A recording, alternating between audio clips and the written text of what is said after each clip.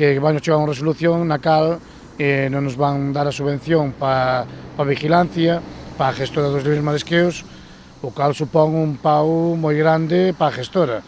A idea é, como presidente, convocar outra vez aos patróns para falar deste tema, porque isto é un pau grande para a gestora e habrá que barajar incluso si sin esta axuda seremos capaces de gestionar este tema, ou incluso devolver o que é a gestión á mesma consellería destas zonas e que se fagan eles cargos da zona de libre marisqueo, como estaba hasta ahora.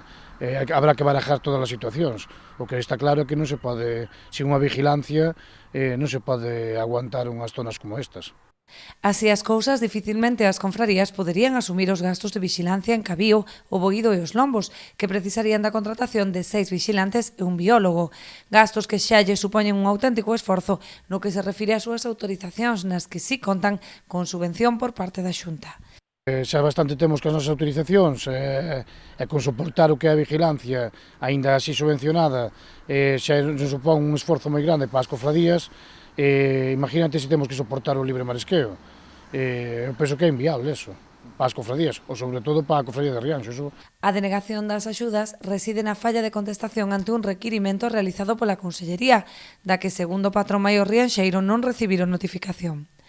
Está claro que nos presentaron unha notificación fai unhas semanas, da cal si recibimos a notificación, pero non recibimos o correo, que é a que nos din que non contestamos esa notificación. Nos, mediante mensajes, si notificamos que tíamos un correo na página de notificacións, pero cando fomos a abrir, a nosa sorpresa foi que non había mensaje ningún. E eles agora din que non contestar esa notificación que conleva a ese. Haberá que agardar a conclusión da xuntanza mantida polos representantes dos 6 pósitos que integran a xestora, que non descartan devolver a xestión do libre á Administración.